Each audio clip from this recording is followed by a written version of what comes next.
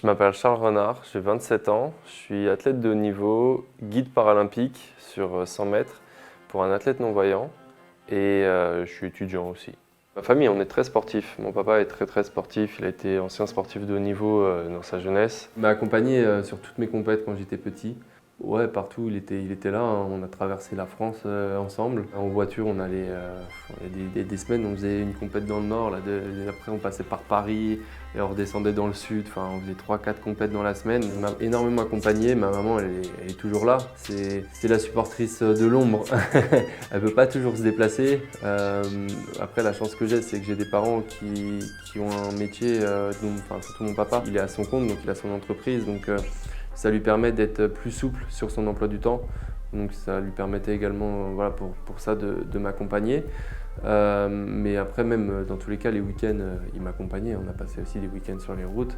Encore une fois, hein, je traverse la France pour faire des 10 secondes, 6 secondes sur la piste. Donc on a passé énormément de temps sur les routes pour le coup. Mais et après ma maman en tout cas elle est toujours là, elle sera toujours présente au grand championnat. Donc championnat de France, championnats internationaux, ils sont toujours là. Les deux sont toujours là et c'est un peu important pour moi aussi. J'essaye maintenant de leur dire c'est bon, calmez un peu, prenez aussi du temps pour vous, c'est important. Non, ils sont toujours là et ils seront toujours derrière, ils m'ont toujours soutenu dans les moments faciles, enfin, de joie comme très compliqués que j'ai pu connaître. Alors, j'ai connu Charles lors de mes années d'athlète à Nantes. Du coup, on s'entraînait ensemble dans le même groupe avec le coach Nicolas Trova. Et du coup, on était tous les jours ensemble, donc c'était comme une deuxième famille. Matin, soir, les week-ends quand il y avait des compétitions. Donc voilà. Charles, c'était comme un petit frère. Donc j'ai toujours fait du sport. J'ai fait plein de sports, beaucoup de sports de combat. J'ai fait un peu de natation, enfin j'ai touché un peu à tout quoi. Mais par contre j'ai toujours fait de l'athlé. Toujours, depuis que j'ai 6 ans, je fais de l'athlé et à côté je faisais un autre ou deux autres sports en même temps. Mais l'athlé a toujours été présent. Je me destinais pas forcément à devenir athlète pro ou athlète de haut niveau en tout cas. Décrirais Charles sportivement comme un athlète déterminé, qui n'a peur de rien, qui se laisse pas envahir par le stress et qui est là pour en découdre. Je sais pas trop comment l'expliquer, et ça s'est fait. En fait, j'ai toujours fait de l'athlé, j'ai toujours aimé ça, surtout le sprint, parce que sinon j'aime pas courir, hein. Je vais pas mentir que c'est assez bizarre, mais ouais, j'aime pas courir. Et sauf le sprint, le 100 mètres, le 200, c'est quelque chose qui m'a toujours animé. De voir quand j'étais petit, de voir les grands courir, ça c'est. Quand tu regardes les jeux, tu vas regarder que le 100 mètres, Bolt, les autres. Même si toutes les disciplines sont belles, hein, chaque discipline a ses stars et a ses particularités. Mais en soi, ce que tout le monde regarde, c'est le 100 mètres, quoi. C'est ce qui est le plus impressionnant. C'est les mecs qui vont le plus vite au monde. Enfin, voilà, quoi. Donc j'ai toujours été attiré vraiment que par ça. Et puis même, c'est la puissance. Enfin, ça dégage un truc, le 100 mètres. Quand tu vois les mecs derrière les blocs, il y a un truc qui se dégage. Donc ouais, j'ai toujours été attiré par le sprint. Et après, j'y suis arrivé dans le haut niveau un peu par hasard, on va dire. Genre, on m'a dit que j'avais du potentiel. Franchement, au début, j'y croyais pas forcément, hein. J'étais là, ok, ouais. Tout le monde dit ça quand t'es petit pour que tu t'accroches, parce que je me débrouillais bien, hein. Je gagnais des courses, je gagnais des titres régionaux chez les petits et tout et tout. Mais j'étais pas non plus super transcendant, quoi. Il y a aussi des périodes où j'ai fait que perdre. En fait, un an sur deux, je gagnais, un an sur deux, je perdais. Parce que tu sais, les catégories, c'est sur 2 ans. Tu sais, Benjamin 1, Benjamin 2. Et moi, j'étais très fin. J'étais pas très musclé quand j'étais petit. Et donc, je me retrouvais face à des petits qui pouvaient être plus musclés ou plus petits et du coup déjà aussi un peu plus développés. Ou sinon, quand je montais d'une catégorie, du coup, je me retrouvais vers les plus vieux. Donc, je me faisais battre. Voilà. Mais après, j'étais toujours quand même à la bagarre, hein, avec les meilleurs. Mais c'est vrai que, je veux dire, j'étais pas au-dessus du lot, quoi. Mais après, voilà, c'est vrai que j'ai jamais vraiment lâché. Puis un jour, j'ai fait champion de France et là, j'ai dit, ok, il y a quelque chose en fait. Il y a peut-être quelque chose. Premier titre de champion de France, je suis arrivé, je devais même pas rentrer en finale. J'étais même pas dans les outsiders. Que ce soit sur 60 mètres ou 200 mètres, parce que c'était à Nantes justement, mon premier titre de champion de France. Et c'est Newma d'ailleurs qui m'a remis la médaille. C'est Newma qui m'avait remis la médaille, elle était là. C'était vraiment un moment fort parce que du coup on a vu, j'ai vécu avec lui tous les entraînements, le travail qui avait été fait, les pépins qu'il avait pu avoir, physiques, les blessures et tout. Et là, de voir que tout le travail qu'il a fait se concrétise par ce titre et en plus de lui remettre la médaille, c'était vraiment incroyable. Donc ça, c'est vraiment le souvenir que je garde de Charles sur le temps où je me suis entraînée avec lui. Premier titre de champion de France, genre sur 60 mètres, je me qualifie, je me qualifiais, etc. Mais j'arrivais jamais à passer les séries. Je sais pas pourquoi. Toujours le premier pas pris en demi-finale ou en finale, un ou deuxième pas pris, toi, mais voilà. Je sais pas, il y avait un cap que j'arrivais pas à passer. Et ce jour-là, le 60 mètres, je passe en demi. C'est pas mon fort, le 60 de base. Je sais pas, je passe en demi. Je passe en finale. Ok, lourd. J'arrive en finale, je fais sixième, je crois, ou cinquième ou sixième, un truc comme ça, mais pas content de ma course. Et le lendemain, j'avais le 200 mètres. Et le 200 mètres, il faut savoir qu'en salle, c'est 6 couloirs. Donc en gros, on n'est que 24 qualifiés et ta série est finale. Donc tu passes de 24 à 6. Et je crois que j'étais dans top 10, top 15 par là, top 15 pour voir l'âge, on va dire. Donc vraiment pas, je devais pas aller en finale quoi, en vrai.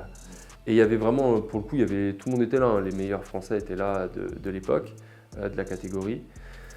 Et je sais pas, genre, je sors du 60 mètres et j'écoutais plus personne. Tu sais, genre quand t'es dans une bulle et je voulais rien savoir. Genre on voulait me faire, le coach, mes parents, tout le monde, on voulait me débriefer. Putain, c'est bien Charles, t'as déjà fait cinquième et tout. Je voulais rien savoir, rien entendre. Le seul mot que j'avais à la bouche, c'est demain je serai champion de France. C'est le seul truc que je disais. En fait, j'étais tellement dégoûté d'avoir foiré ma course que je savais que le lendemain j'allais gagner. Mais genre je disais ça, mais je sais pas, toi, au fond de moi, je sais pas, genre je savais, mais il fallait le prouver derrière.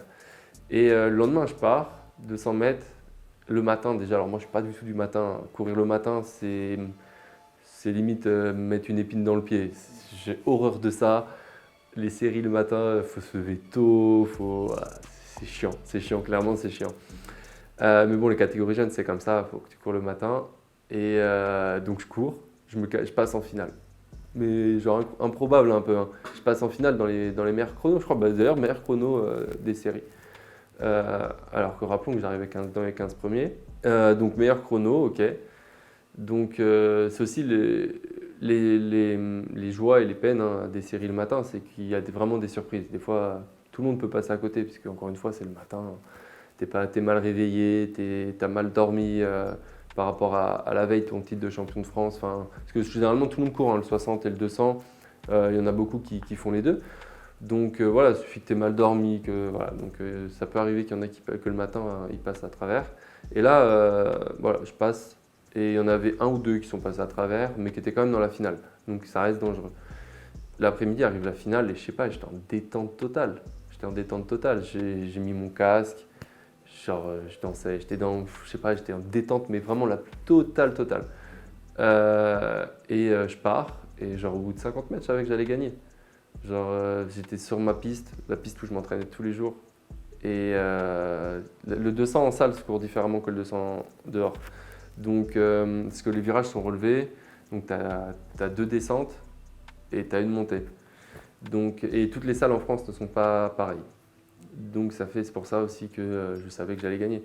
Quand je suis parti, au bout de 50 mètres, quand j'ai vu que j'étais devant, dans le couloir que je préférais du coup dans cette salle, je savais que j'étais intouchable. Et la preuve, c'est que du coup je gagne.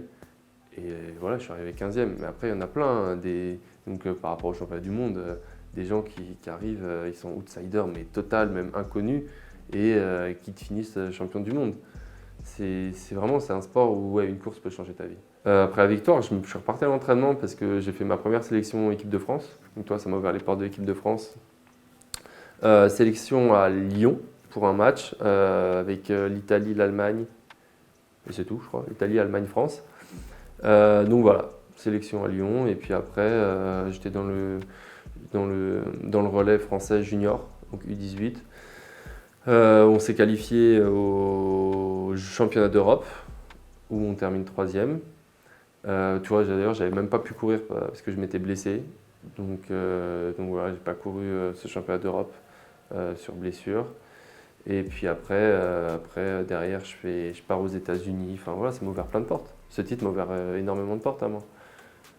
Je pense que si j'avais pas fait ce titre, ça aurait tout changé. Genre, je me serais pas dit, ok, il y a un truc. En effet, ceux qui disaient que je crois qu'il y avait un potentiel, ok, là, ça me l'a validé, quoi. Oui, il y a un truc à aller chercher. Forcément de personnes qui m'ont inspiré parce que je regardais pas forcément, je regarde pas forcément l'athlète. Tu vois, quand même encore aujourd'hui, je vais dans une compétition, je sais pas quels vont être mes concurrents. Je sais pas. Genre, c'est mon papa qui s'occupe de tout ça, entre guillemets. Genre, je vais au championnat de France, tu vois, et c'est lui qui va me dire, ok, t'es telle série, tu cours à telle heure. Après, si, forcément, Bolt nous a tous transcendés, hein, cette facilité qu'il avait. Et puis après, si, on va quand même dire Christophe, parce que premier blanc à passer sous les 10. Donc forcément, jusqu'à présent, on était là en mode ok, est-ce qu'un blanc peut courir moins de 10 secondes? Il l'a prouvé. Après, il y en a eu un deuxième. Enfin, ils sont 3 maintenant à être passés sous les 10. Un Italien et un Américain. Et si, ouais, eux, ils m'ont inspiré. Du coup, Christophe, vu que c'était le premier, quoi. Je suis devenu guide paralympique un petit peu par hasard. Donc, je guide Timothée Adolphe, qui est un coureur non-voyant. Sur 100 mètres et 400 mètres. C'est Timothée Adolphe, j'ai 34 ans, il y a le guépard blanc. Ça fait 13 ans que je suis en équipe de France d'athlètes paralympiques sur les épreuves de sprint du 100 au 400 mètres. Je suis un peu un couteau suisse. Je suis vice-champion paralympique du 100 mètres, champion du monde du 400. Charles, je le rencontre parce qu'on se croisait déjà de temps en temps puisque lui, il faisait partie déjà du groupe de Dimitri. Jeffrey, mon guide du 400 mètres, en fait, avait intégré le groupe de Dimitri un an avant moi. Et donc, on se croisait et au moment où j'intègre le groupe de Dimitri, déjà on fait connaissance. C'est du coup à ce moment-là juste un partenaire d'entraînement. Le guide avec qui il était lors des Jeux paralympiques de Tokyo a eu un accident de la route. Timothée m'a proposé de le guider. Au début, je n'étais pas forcément trop chaud, c'est pas forcément un projet sur lequel je souhaitais me pencher. Et il n'avait plus de guide pour s'entraîner. Donc il y avait les championnats du monde qui arrivaient et je me suis dit en vrai, je peux pas le laisser dans cette galère. Moi, je revenais de blessure. Donc je me suis dit en soi, ça peut m'aider aussi pour ma reprise, quoi. Je vais l'aider et puis de toute façon, je suis dans une reprise, donc l'un dans l'autre, ça peut fonctionner, quoi. Et donc je lui ai dit, vas-y, en gros, je vais te faire de l'intérim, quoi. Je te fais ça le temps que tu cherches un guide, que tu trouves un guide pour t'emmener au championnat du monde. Résultat, je suis toujours là, quoi. Je me suis vite pris au jeu. Et puis le CDD s'est transformé en CDI. Son guide du 400 mètres a eu une blessure juste avant le début de saison hivernale. Et donc de là, il m'a dit, écoute, tu veux faire que de l'entraînement ou tu veux aussi faire de la compète? J'ai dit, faut que tu cours. Moi, je commence à me prendre au jeu, donc si t'es chaud, on part en compète. Hein. C'est vrai qu'à la base, Charles n'avait pas forcément un profil qui me correspondait totalement en termes de foulée. L'une des problématiques qu'on rencontre, c'est que je cours plus vite que Timothée. Après, c'est normal, hein, c'est logique. Il cherche des guides qui courent plus vite que lui. Pas forcément que lui, je dis en règle générale, les non-voyants qui ont besoin d'être guidés cherchent des guides qui courent plus vite qu'eux. Il faut que le guide, oui, il ait une marche chronométrique, donc ça Charles il l'avait, mais on n'a pas du tout le même type de foulée, ni forcément le même type de course, donc il y a dû avoir vraiment un travail d'adaptation des deux côtés pour réussir à créer le binôme. Je dois m'adapter à sa foulée, mais après on court aussi différemment, donc lui doit aussi s'adapter à la mienne. Donc on va dire c'est une des problématiques principales, c'est de trouver un rythme de course qui nous convient l'un à l'autre, tout en restant performant pour lui, parce que c'est lui la tête au final. Moi, je l'accompagne du point A au point B, mais c'est lui qui doit passer la ligne en premier et c'est lui la tête.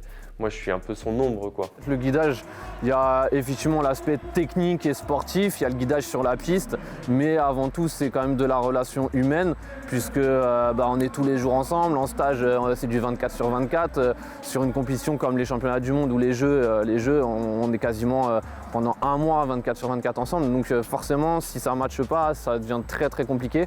Tu tisses en fait une relation un peu fraternelle. Parce que ça peut paraître totalement anodin pour des gens lambda en fait. Quand tu arrives le matin, tu te dis ah ça va, comment tu as dormi, etc. Mais en fait pour nous ça a une importance assez qui n'est pas du tout négligeable parce que forcément si lui il a passé s'il ne se sent pas très bien, s'il a passé une mauvaise nuit, etc. et moi je suis en forme, je risque de le blesser et inversement. Donc il faut être vachement à l'écoute. Dès qu'on se désynchronise, c'est des dixièmes tout de suite. Alors que par exemple, on fait une erreur en individuel. Je vais faire une erreur dans ma course, je vais perdre quelques centièmes Au pire, vraiment un dixième, mais on perd beaucoup plus quand on court à deux que lorsqu'on court seul. Après, courir tout seul, on est léger, on va dire. Là, ça fait comme si toi, tu cours avec un chariot. Tu as un chariot, c'est pas péjoratif ce que je dis, mais tu as un chariot de 70 kg, autant pour lui que pour moi. Hein. Tous les deux, on a un chariot à traîner et puis on est attachés.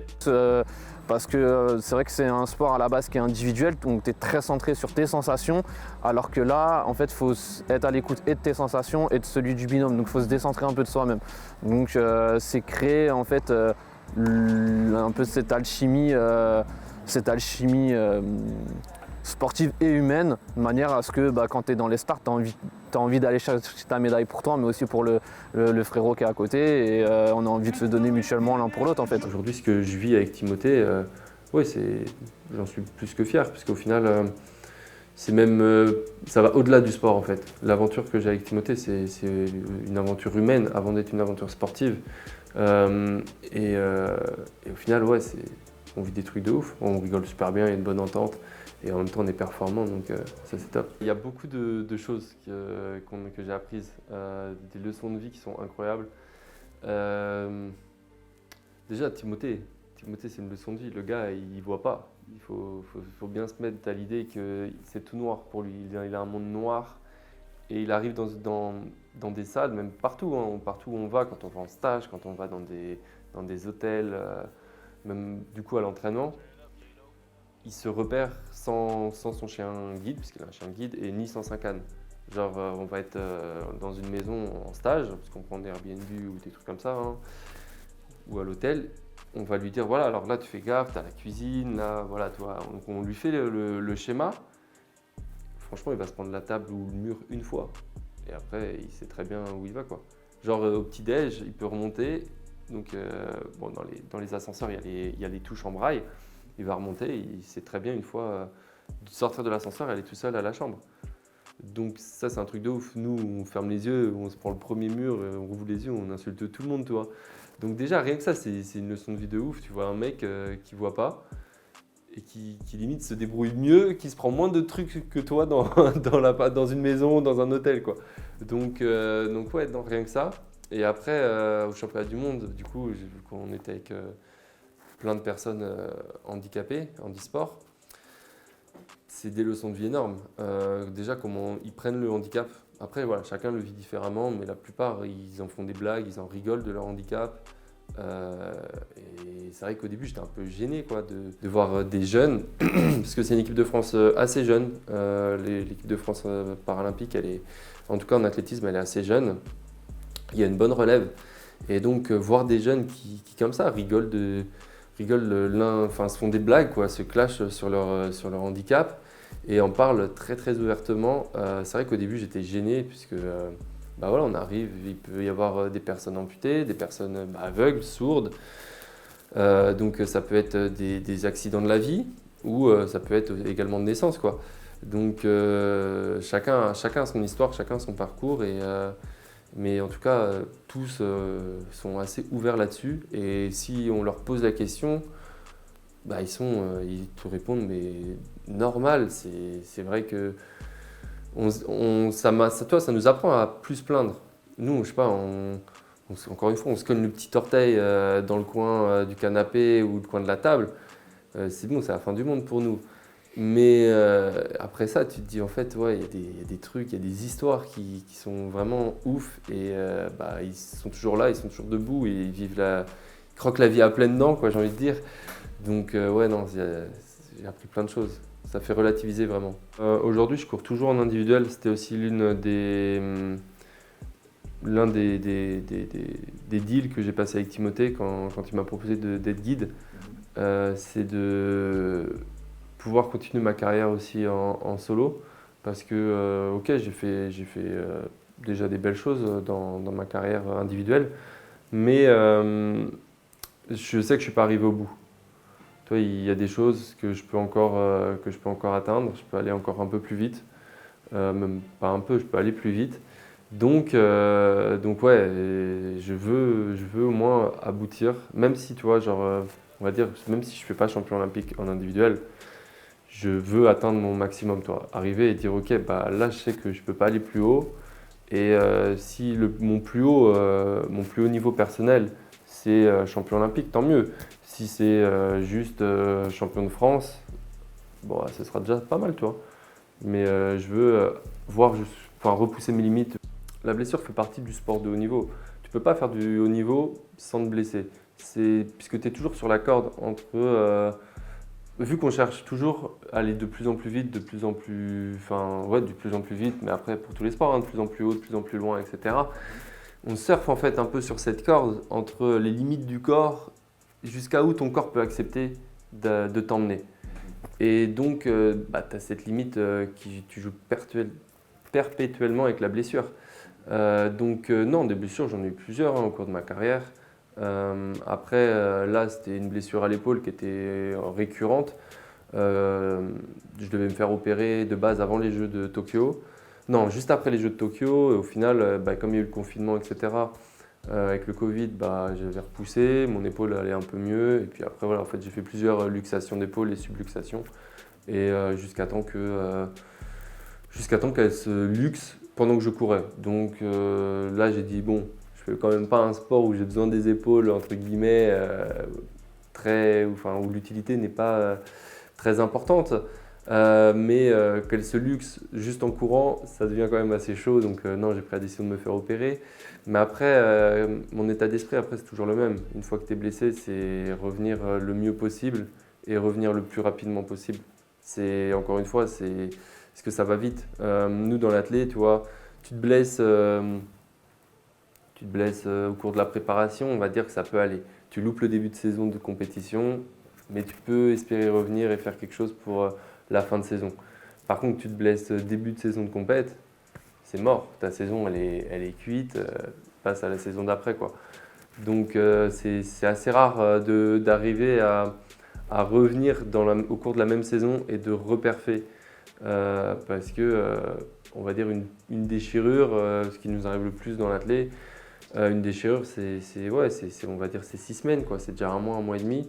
Et nous, notre saison, tu vois, là, elle a commencé début janvier et elle se finit ce week-end, voire le week-end prochain pour ceux qui vont au championnat du monde. Donc, c'est un mois et demi. Sachant qu'on parle entre 4 à 6 semaines pour une déchirure, voilà, ta saison, ceux qui se sont blessés début janvier, maintenant, ils sont concentrés sur l'été, quoi.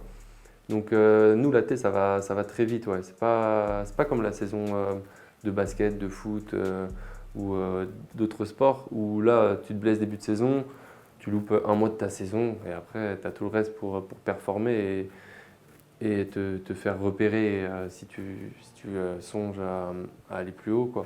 La plus grande difficulté, c'est déjà au niveau des sponsors, des partenariats. En France, on est très mal loti comparé à l'international. Le problème de la France, c'est qu'on t'aide une fois que tu es en haut.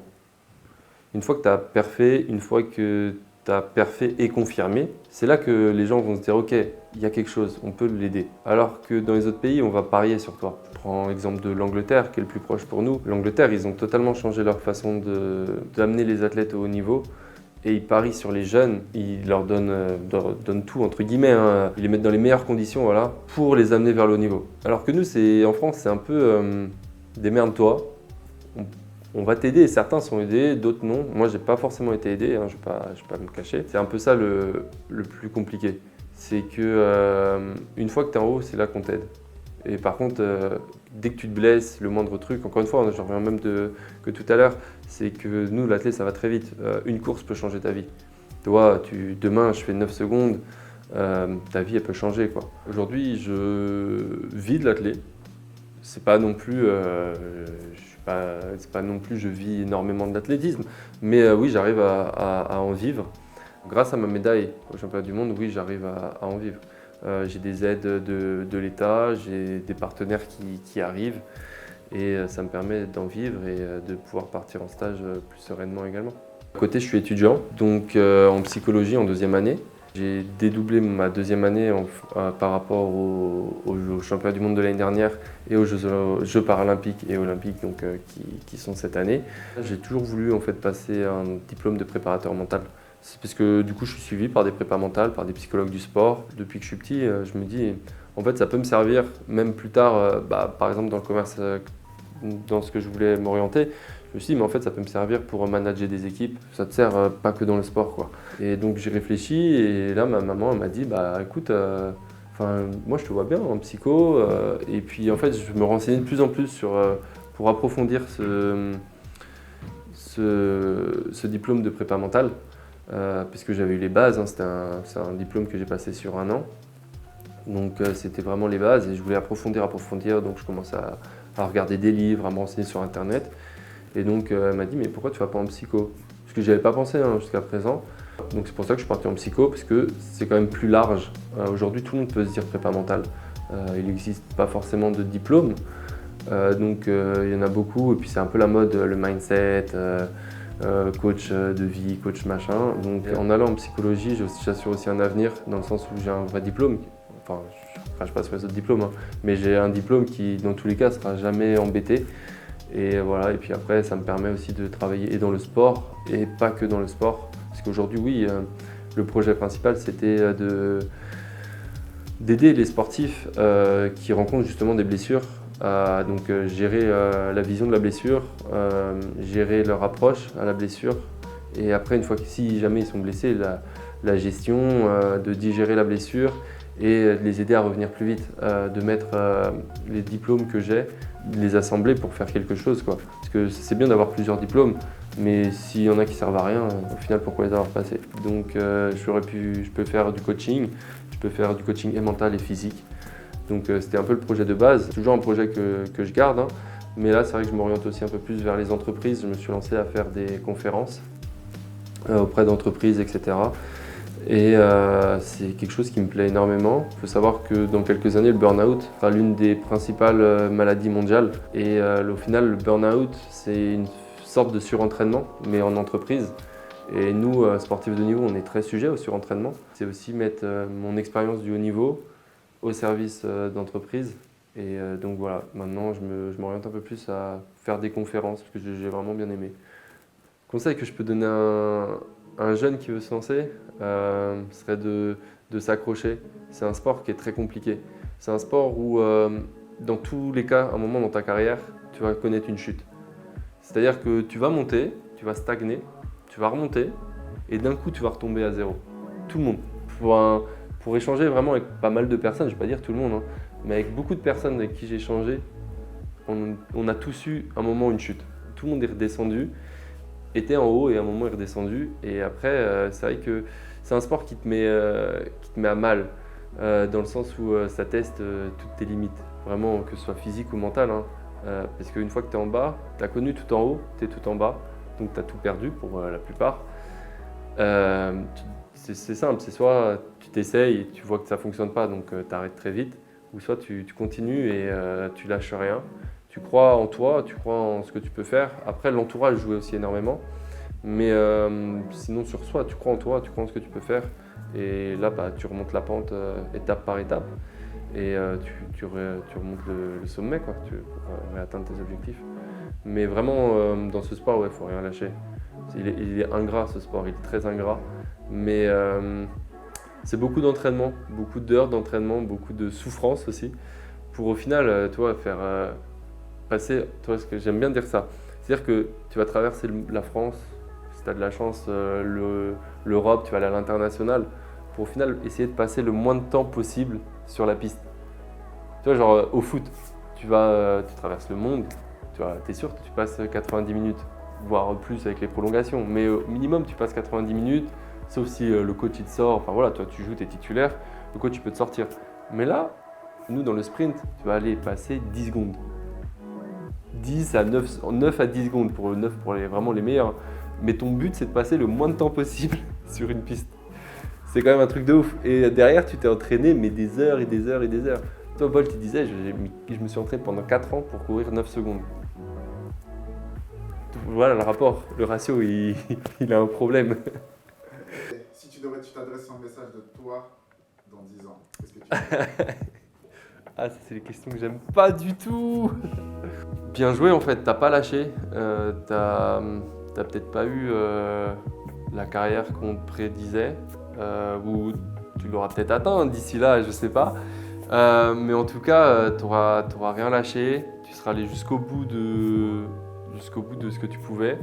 Et ouais, rien que pour ça, tu peux être fier de toi parce que beaucoup peuvent lâcher et au final, j'ai une force de résilience et je pense que c'est ce qui fait ma force. Comme je disais, j'étais pas le meilleur, mais en tout cas, j'ai tout mis en œuvre pour devenir le meilleur.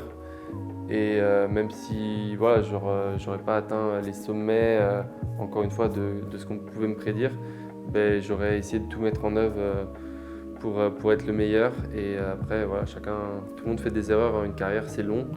J'ai sûrement fait des erreurs au cours de ma carrière. Et si c'était à refaire, maintenant voilà, je pourrais apprendre de ces erreurs et je referais la même chose mais différemment. Et en tout cas, ces erreurs m'ont appris également et m'ont fait grandir en tant qu'homme et m'ont appris dans la vie de tous les jours.